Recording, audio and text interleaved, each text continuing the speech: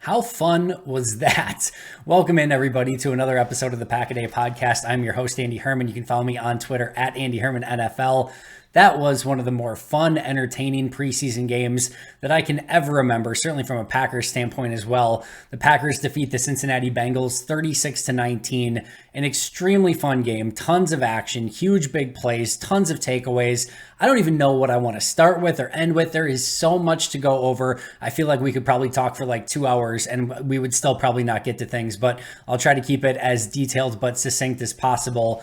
Let's start from the beginning. Let's start with who did not play in this game. There's going to be a lot of players that we go over that did play, but a handful that did not. Eric Stokes, obviously still on the PUP list. Jaire Alexander did not play. Now, we had expected this to sort of be one of those situations where he didn't practice this week and he probably wasn't going to play in the game anyway. We did learn that he does have some very minor groin injury, which also kept him out. Doesn't sound like it's anything to be concerned about, but there is a light injury there for Jaire, but he did not play. Lou Nichols, who's been out. Ennis Gaines, who's been out. Rashawn Gary just coming back. Jake Hansen, who's been out. Bakhtiari, who was never expected to play. Josiah DeGuara, who just came back into individual drills. And then the two sort of surprise ones, but not super surprising. Grant Dubose did not play. He just got back into individual and team drills. He has done some team stuff. You kind of figured that maybe they would like to get him in this game just because there's not much time left to evaluate him, but they did play it safe. They did not put him in this game. And then Kenny Clark, outside of Bakhtiari, I guess, but again, he's kind of a constant injury issue. Clark, really the only player who, was basically on veteran, like he's an awesome player, we're giving him the day off sort of thing, it seemed like. So those are the players who did not play again: Stokes, Alexander, Nichols, Gaines, Gary, Hansen, Bakhtiari, DeGuara, Dubose, and Clark. So 10 total. Your starting offense on the day was Jordan Love at quarterback, Aaron Jones at running back, who played one play. They got him a ball a little bit on the outside on a pass play, and then we're like, we're good. We're done with Aaron Jones from that point on. Musgrave and Kraft at tight end, Watson and Dobbs at wide receiver, and then left to right on the offensive line, Yosh Nijman, Elton Jenkins, Josh Myers, John Runyon Jr., and Zach Tom. On the defensive side of things, starters were Devontae Wyatt and TJ Slayton on the defensive line. Hollins and Smith were your edge rushers. Quay Walker and Devondre Campbell at inside linebacker. Razul and Valentine were the outside corners. Nixon was in the slot, and then Owens and Savage were at safety.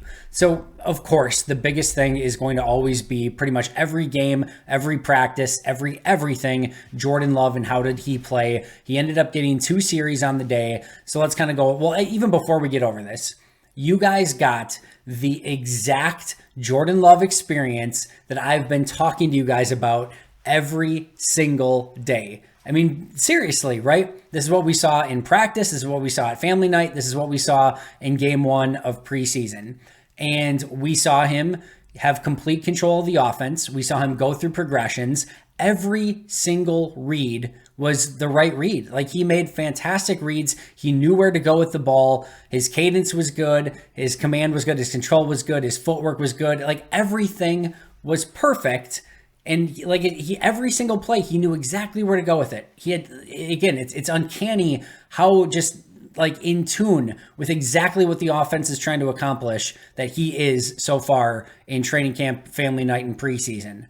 But you see some inaccuracies from time to time, right? And specifically on this one with the Luke Musgrave pass, one of the things that I talked about in the pregame show is I wanted to see Jordan hit the layups. Now, he hit some easy layups, right? He hit the easy layup to Aaron Jones in the flat, and then I think it was Musgrave on the other side, the pop pass to Jaden Reed. Those are like the easy. Those are the dunks with nobody within, a half court of you, right?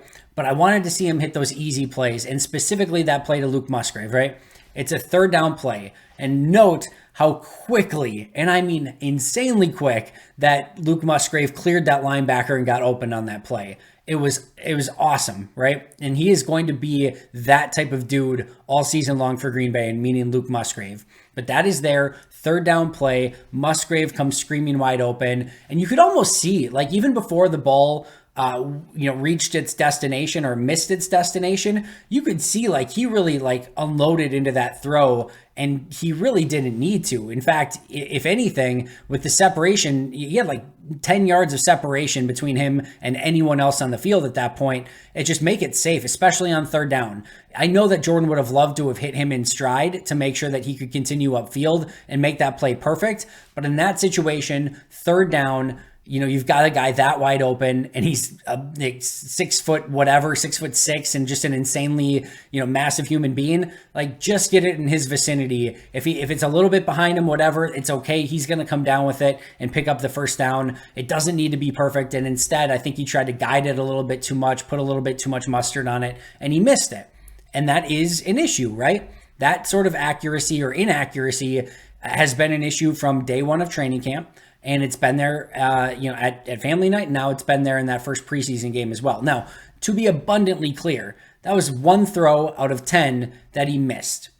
That's shooting pretty well. But again, it's an easy enough throw that you want to see him complete that. I would have wanted Sean Clifford or Alex Magoo to complete that pass and would have graded them harshly if they missed that pass. And we'd be talking about that too, right? But this is Jordan Love, starting QB, and those are the ones that he needs to hit, especially when it's schemed so perfectly open in that type of situation and scenario. So I'm not trying to be hard on Jordan Love in any capacity here. I thought he had a really nice performance overall, but that's the throw that's going to stick out a little bit because there was a huge opportunity for a big play on a third down, and it was just missed. There wasn't a ton of pressure. He had the opportunity to step into it, and he just missed it. And that's the exact Jordan Love experience. Everything else, if you want to check everything else that you wanted to see from Jordan Love, he aced it perfectly. Now, we can talk about the throw to Watson down the field. And both Matt LaFleur and Jordan Love in their postgame said what he should have done is held the safety a little bit longer. Now, I did like he drops back to pass. He knows he's going to Watson on the left side. He did look the safety to the right. Now, the safety, Dax Hill, did not really bite on it all that much. And Matt LaFleur said he would have liked to have, make sure that he held the safety longer. Trust me, I'm not disagreeing with Matt LaFleur or Jordan Love. I believe that they're 1,000,000% right. I do appreciate the fact that Love was working to look him off, and I did just think you have to tip your cap a little bit to Dax Hill for not really biting all the way right, for making sure that he was within distance, then making an incredible break on the ball, hitting it at the exact right point, and then knocking the ball away. So do tip your cap to Dax Hill on that play as well. Probably could have held him a little bit longer. Maybe could have hit Watson a little bit more to the sideline. It was a perfect throw otherwise. If the safety's not there, it's a massive play, right? Unfortunately, that's what the safety's paid to do, is to be exactly there on that play. And maybe he could have held him a little bit longer. Is that an egregious play by Jordan Love or something that's like, man, we've really got to fix? No, it's not at all. It's going to be like, all right, I got to hold him for a tick longer next time and then throw that ball. And things probably go perfectly, right? That's something he's going to learn from. So outside of that, so here was his day overall. He gets the 2 easy throws to start to Jones and Musgrave, and I love that from Matt LaFleur. He schemed up 2 perfectly easy throws for Love to get that rhythm. I talked about some of the jitters that he maybe had in a couple of the first practice and in family night. This was a way to get that rhythm just going for Jordan in 2 really easy passes to start the day. He then had that deep ball to Watson, which he hit perfectly in stride. It's just, again, should have looked the safety off a little bit more, and Dax Hill made a great play on the ball. Then he had the miss to Musgrave that we talked about, the pop pass to Jaden Reed, then the tight end screen where Musgrave probably needs to open up in a little bit of a different window so Jordan can get that off, but great play by the defender to just knock it down. Would have been a big play to Musgrave had it have been able to be completed. Nothing Love could have done differently on that play. And then on the third down, you've got the little quick out route to Watson that Love had the perfect timing on.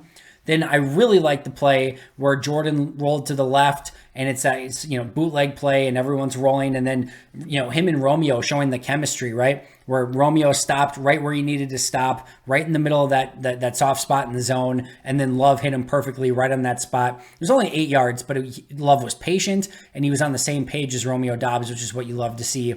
And then he hits Watson for -1 on the right side, and then he just throws a really beautiful soft touch throw to Romeo Doubs in the corner of the end zone, allows Doubs to go and get it, put it in a spot where either Doubs was going to get it, maybe the defender could have got a hand in and knocked it away, but it was not in harm's way, and he gave his receiver a great chance to go and get the ball, and that's exactly what Romeo Doubs did. So I thought overall, very nice day from Jordan, 7 of 10, 46 yards, a touchdown, 112.9 QB rating. The one throw we'd like to have back is the Musgrave throw. He hits the Musgrave throw and everything else is the same.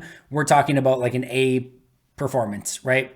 I would put it at a B, maybe even a B minus, simply because I want to see that throw. I want to see that throw to Musgrave. Everything else I really liked. Thought it was a solid performance, solid outing. Everything I sort of would have expected going into this game.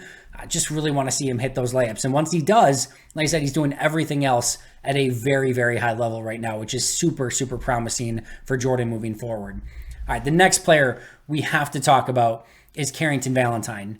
He has the near pick interception that ends up in a PBU. He has another PBU. He has a pass breakup over the back. I think he might have even had another one. Like, he was just all over the place. He has the interception, and he has the jumping tackle at the line of scrimmage, maybe even for a loss on the play. Just got a little piece of the running back in air and made that play. What a massive, massive night for Carrington Valentine. This is a player that I talked about in OTAs and mini camps where he made those couple plays on Romeo Dobbs, and I did a double take, and I'm like, all right, Carrington, that's an eye catcher just because of his closing ability, the swagger he had. They threw it at him back-to-back plays. He had the first play, he contested. The second play, he actually batted the ball away, and like you just saw like something there. And I'm like, I said after OTA's mini camps, like I didn't want to go too far with it, but I was really keeping an eye on him. And then training camp comes, he's got the pick six. He has multiple pass breakups, a phenomenal pass breakup against Christian Watson on one particular practice. Just kept making plays. Then we saw him with the starters this week, and you know what he did again? He made more plays. He has 2 pass breakups against Jamar Chase in Bengals practice. And it's like, all right, but like these are just practices. What is he going to do in a game? And he just dominates. Like he literally dominated. And yes, you can make an argument that he was maybe I actually like the no call on the over the back pass breakup, because if you look at him, he's making a play on the ball. And he's actually not like really interfering or like really affecting what the receiver is doing. He's got a hand on him, but the hand on him's not pushing him down. And then he kind of gets his hand over the top to break up the pass. Probably called 80% of the time, maybe even more. But I kind of like the play and him being aggressive on that. And I kind of like the no call, if I'm being honest. And then you could say, well, the interception was tipped. He made the read right away on the interception that it was going to be overthrown, and he backed up to catch the pass. It's just the offensive player just got high enough to kind of tip it and try to basically break it up. I mean, he went for the catch, but there was no chance he was going to catch it. And then great job by Valentine to off the ricochet to still catch the ball. And then he bobbled it again in while doing so, and then still had the wherewithal to make the interception. I mean, he has done everything asked of him so far. He has played an extremely well-disciplined outside corner. He's been stout at jamming the wide receivers at the line of scrimmage. Like, he closes extremely fast. He's got all the swagger in the world. He's been great at the catch point. Like, I don't know what else to say at this point. And you have to do it in the regular season. And I don't know how he gets on the field, because Jair and Rasul are not coming out at outside corner. And Stokes is going to come back at some point, which is going to be a really interesting conversation. None of these guys are slot corners, which means Nixon's going to play in the slot. I don't know, maybe you have to start seeing what he can do in the slot, at least just to see. I'm even to the point of like, do you try him at safety just to see? Like, I don't want to put him at safety. I think he's a pure corner. I don't think he'd necessarily be good there, but like, if you're trying to get your best defensive backs on the field, do you not at least have to like see? Like, that's how good he's been. Is it like you just have to ask the questions of how do you get that guy on the field? Because he's been that freaking good at everything. OTAs, mini camps, training camp, joint practice, family night, preseason game. He's answered every question so far. He has been phenomenal. What a find in the 7th round. Let's talk about another rookie. How about this time a 5th round pick? Sean Clifford, the guy that many people said didn't deserve to be drafted, shouldn't have been drafted, that Green Bay overreached on him and everything like that. 20 for 26. All right, that's pretty impressive, first of all. And not like he was just dumping off, little dinks and dunks here and there. He had some big time throws. Those throws to Dontavian Wicks and a couple of the slants to Malik Heath, and he had some really big time throws on tape. 20 of 26. 208 yards, 1 touchdown, 2 interceptions, added 2 carries for 27 yards. Let's get the ugly part over with first, the 2 interceptions.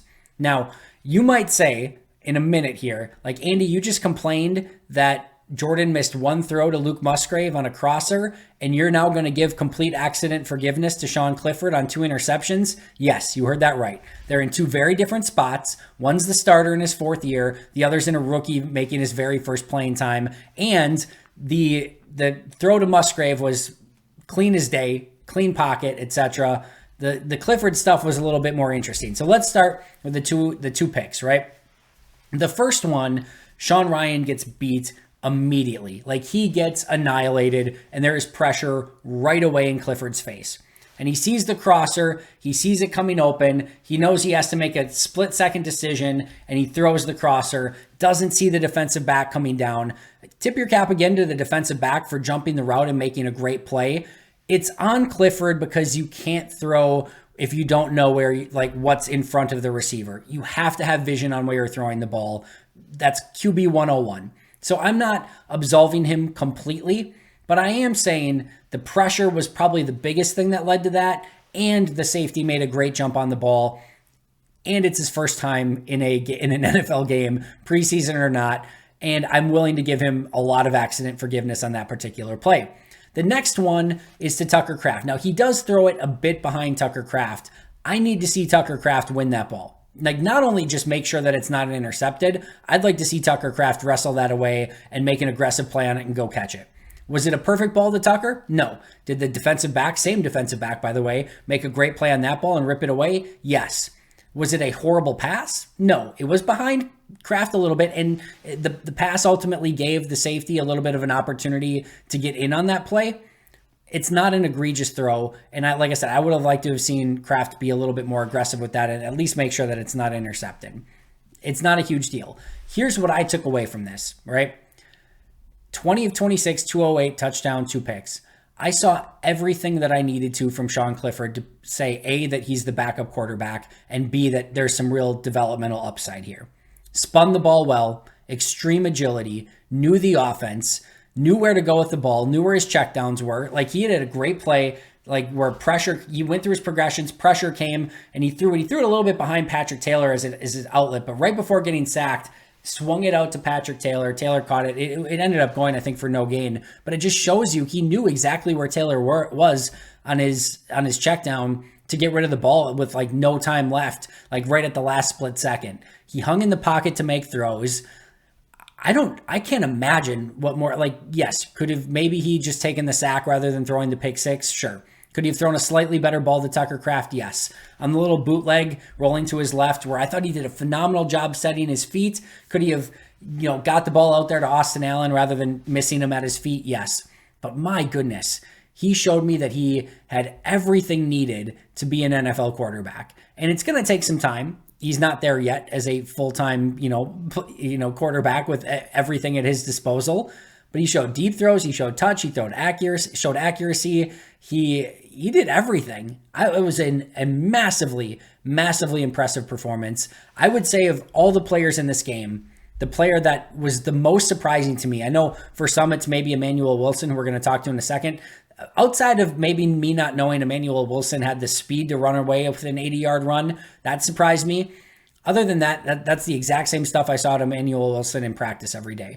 But Sean Clifford was, to me, the one that I did not see that performance coming. I thought that was super impressive and something to really, really build upon for Sean Clifford as a base moving forward.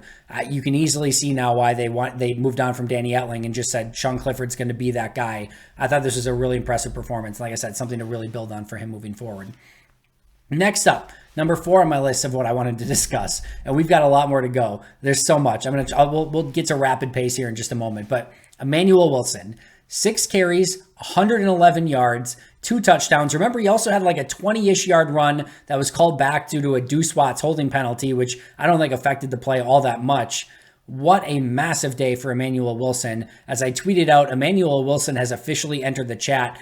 I have talked about 4 running backs this entire time, and I've not done that for other positions. I have said Tyler Goodson, Patrick Taylor, Lou Nichols, and Emmanuel Wilson, because in my opinion, this is a player that showed enough right from the get-go that he at least has to be in that conversation. He is now not only in the conversation, he is well within the conversation and might even be nipping at everyone to be the leader in the clubhouse for the conversation at number 3 running back. And yes, I mean that wholeheartedly. That was a big time performance from Emmanuel Wilson. He had the touchdown run early. He had another run inside that might have even been more impressive than the touchdown run, simply because he made a couple really nice moves inside, then broke a tackle and stayed behind his pads. The 80-yard touchdown run where he showed great vision, a nice juke, getting to the outside, and then the burst up the field, which is like I mentioned, I did not know he had that at his disposal. What an impressive day from Emmanuel Wilson. He's going to have to show on special teams, pass pro, catching out of the backfield too. But that was some pretty special stuff from Wilson. He also, on Instagram a few days ago, put this out there that in a few days, quote, in a few days it will be year 14 of my pops passing. Also in a few days it will be my first NFL game. I'm not sure what you have planned for me on the 11th, Father, but I thank you in advance. And chills just even reading it. What a story. 14 years to the day that his dad passed away.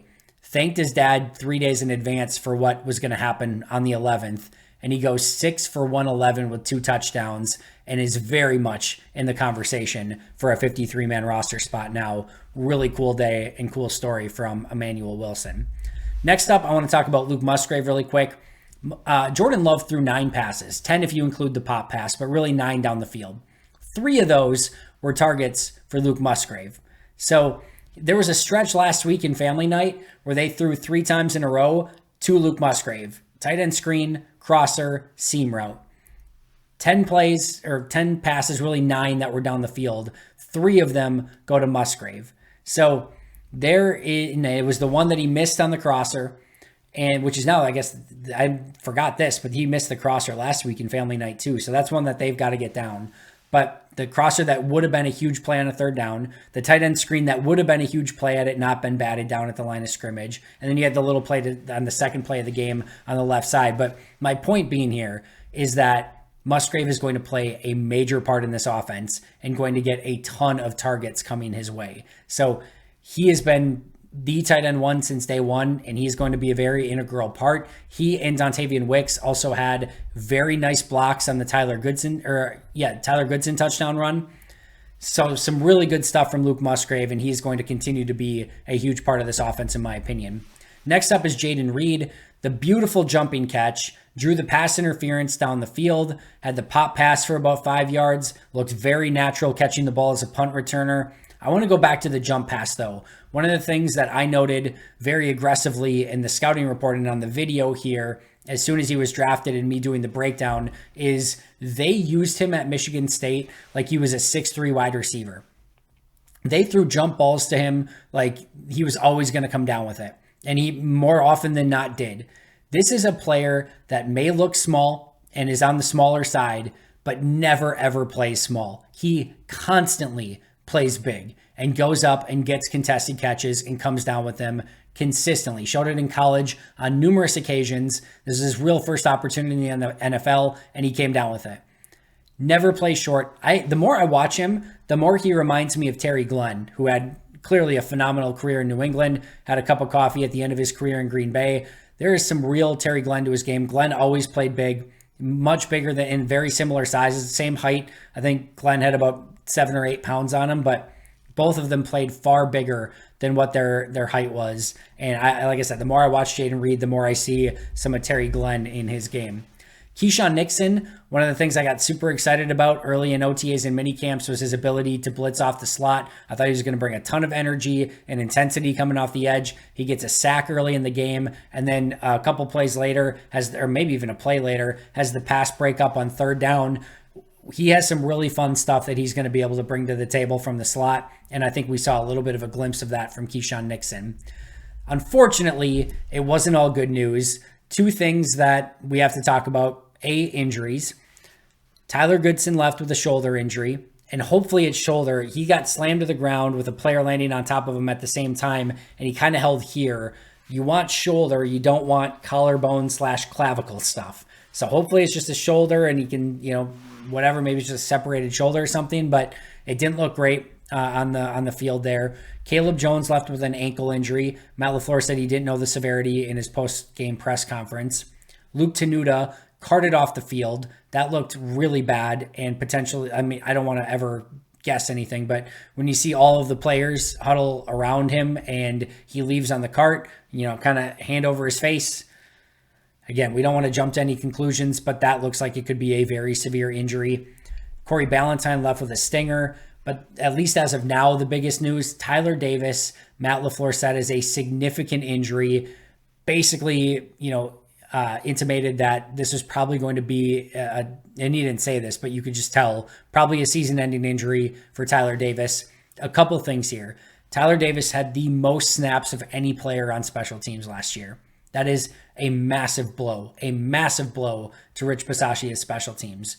Secondly, tight end is all of a sudden very, very thin. Cameron McDonald, they released. Basically, Josiah DeGuara has moved to fullback, H-back full-time. He's been in the fullback, H-back room in individual drills. He's been there. He's now listed there on the depth chart. He's been there with team. He's not really been tight end, and he's coming off the calf injury and has been a little bit banged up himself. You at tight end right now, at true tight end, have Luke Musgrave and Tucker Kraft and Austin Allen. And you look at the free agent group, OJ Howard just got released. That's kind of like a fun, sexy name because he was a former first-round pick. He's struggled everywhere. He had a chance, clearly when he was drafted by Tampa, and then he had an opportunity with Buffalo. I think Arizona had him, and he already got released this offseason. It has not been a easy go-around for OJ Howard, and that might be the best tight end on the market. And that's not great. So they're going to probably have to be active on either the trade market or the waiver wire come 53-man roster cutdowns. I would assume that they're going to start working out some tight ends. They're going to bring in someone at tight end. There's zero chance that they don't bring in someone at tight end. They're not going to go with 3 for the remainder of preseason. Even if DeGuara's back and ready to go, that's just far too few. And they're going to need some additional depth there and some competition for a number 3 tight end spot that right now is just Austin Allen, basically. So really, really interesting at tight end. Brutal for Tyler Davis. Had the touchdown catch in this game. Has had a really nice camp. Looked to be a real part of the offense and clearly special teams player number 1 basically for Bisaccia last year. So I know people are going to be like, that's just Tyler Davis, whatever. That is a fairly significant loss. And like I said, they're going to need a tight end. Of course, you would love for Mercedes Lewis to be available. Oh, by the way, Tyler Davis was their best run blocking tight end as well. And Musgrave not quite there yet, although he had a nice block in this game. Tucker Kraft not quite there. Austin Allen is not a blocking tight end. They don't have a blocking tight end on their roster. That's potentially a problem and something they're going to have to figure out moving forward. That's a bigger loss than I think people will realize, but bummer for Tyler Davis, brutal for him, and rough for the Packers as well. It's going to be a tougher spot to fill than, like I said, I think people realize. And then Anders Carlson starts off 3 for 3 on the extra point, although if you rewatch it, I think it was the last one, goes right and just sneaks in on the, right by the upper right upright, which the next 2 extra points that he missed were to the right. So one of those was close, but he goes 3 for 3 from extra point and then crushes the 45-yard field goal. And it's like, okay, he's got it down now. He's starting to settle down. He had a great week at family night a week ago, but then misses 2 straight extra points to end the game. Now, neither snap was perfect, but neither were bad enough to miss an extra point. And we're to the point now where they got to bring somebody in, even if it's just to push him, even if it's whatever the case may be. Andre Schmidt, I don't know, SZMYT, Syracuse kicker, undrafted free agent, was kicking pretty well in Chicago camp.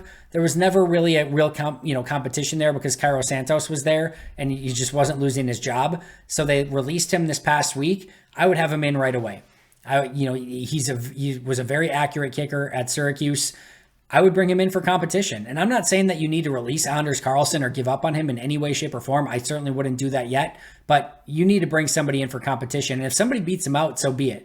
Your draft class looks awesome. If you missed on a 5th-round kicker and everything else is looking the way that it is, we're good. No harm, no foul. You're going to be just fine. But you got to start bringing in some competition for him because it's just been far, far, far too inconsistent for Carlson so far. Next up on my list is the 3 players that I thought helped themselves the most at first glance. And obviously I'll do a full all 22 review of this as soon as I get the tape as well. But at first glance, the 3 players that I thought helped them the most. Number 1, Sean Clifford. To me, he all but wrapped up QB number 2. Certainly Alex Magoo is not in that conversation. Certainly Jordan is the one. So I don't think they're going to bring anyone else in. Sean Clifford, probably it's game, set, match over. He's going to be QB2 for the Packers this year. I thought he helped himself a ton in this game. Number 2, Malik Heath.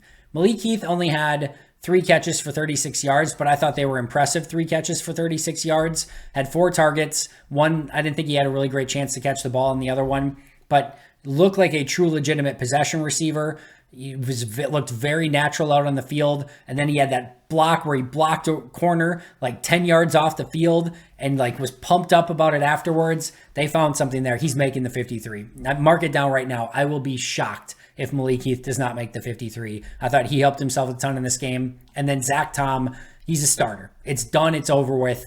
Put it to rest. Zach Tom is the 4th best offensive lineman. I don't care if it's at center or at tackle. I would love it at tackle. I think he's looked really, really good at tackle, but he's the 4th starter. Like I said, it's done with, it's over with. So the 3 people I thought helped themselves the most, Sean Clifford, Malik Heath, and Zach Tom. Quick hits before we get out of here. Tyler Goodson was kick returner 1. Again, he did eventually go out with the injury. Jaden Reed was punt returner 1. What that means when they actually want to put Keyshawn Nixon back there. Certainly Nixon's going to be kick returner 1. Punt returner 1, I think a little bit more up for grabs. I think that could be Jaden, but we'll wait and see there. Jonathan Ford, the defensive lineman, really nice night. Had 1 snap that he jumped perfectly and got up the field and out of pressure. A couple other really nice run stuffs. I thought that was the best I've seen Jonathan Ford play probably ever. I thought it was a nice game from him. Royce Newman and Sean Ryan, I thought, struggled. Newman had a really tough game, holding penalty. Newman was playing in the 4th quarter in this game, which tells you all you need to know about him having to compete for his spot right now. And then Sean Ryan, he had the pressure that led to the Sean Clifford interception. There was some hope that, maybe he was ready to take a next step. This was not a great indicator of that. He did have a couple really nice blocks as well. No question about it. There was some good stuff that he put on tape, but there were a couple plays, including that pressure that led to the pick 6 that are going to need to get cleaned up moving forward. Thought Anthony Johnson Jr. late in the game had a really nice day. He had the near pick towards the sidelines, and he had a couple plays on special teams, a couple plays in the running game. That was the first time I've seen him flash at all, really in training camp. I think he had 1 play in OTAs or mini camps that he made that I forget what it was, but I remember calling him out for it. But outside of that, this is probably the best that I've seen Anthony Johnson Jr. play. At center, Josh Myers got the start at center. Then John Runyon Jr. Was the backup at center. He was the next man up and got a decent amount of playing time. And then Zach Tom was the 3rd guy in the rotation at center. So they were rotating those guys. And then, of course, some of the backups got in later. But interesting to see John Runyon Jr. get some pretty decent playing time at center right after Josh Myers did. Carl Brooks had a sneaky night as well. In fact, let's talk about this defensive line really quick for a second. We didn't see any sacks. Outside of the Keyshawn Nixon one. The defensive line and edge rushers did not have any sacks. Go back and watch it. And there are a ton of collapsed pockets, a lot of like removing or resetting the line of scrimmage. Like there was a lot of stuff where it was pressure and it was collapsing and it was resetting and it didn't show up in the box score, but it was effective. And I thought Carl Brooks was a piece of that. I thought he had a really quiet or sneakily impressive night that maybe again didn't show up on the box score, but he had the pressure on the Valentine interception and he was getting into the backfield on multiple different plays. So he had a sneaky night, but it was really impressive from him as well. All right, last thoughts. I mentioned, if you listen to my pregame show, I mentioned that I think the over under was I don't know, it was really low. And I said, I think this is going to be a defensive struggle. And if I were you, or like, don't take this as betting advice, but I think I would lean towards the under. And of course, they scored 1 million points. But remember, I said, but I always get this stuff wrong. And if I were you, I would do the opposite of what I would say. So I told you, if you were smart and listened to me and knowing that I'm wrong with gambling stuff and you took the over, you are welcome. So I'm claiming that I was right, even though that I was wrong, if that makes any sense. But this is why you do not listen to me for gambling advice. If I was great at gambling, I would have won all my money already in Vegas, and I probably wouldn't be talking to you right now. That's not true. Even if I was a billionaire, I'd be doing this exact same thing because I love doing it. But yeah, don't listen to me for gambling advice moving forward, ever. Practice will be on Sunday next. I will be there, and we'll see who is not practicing due to injury. And, if there's any changes in any depth charts based on what happened in the game, that'll be a fun one to keep an eye on. That is not open to the public, just open to media, but I will be there and covering it. So I'll be right back here after that one with all of the updates from that practice. Make sure to subscribe if you haven't already. And packadaypodcast.com. New swag, shirts, mugs, sweatshirts, anything you're looking for, packadaypodcast.com. We finally got some stuff for you guys to buy over on the shop. So check that out again over at packadaypodcast.com.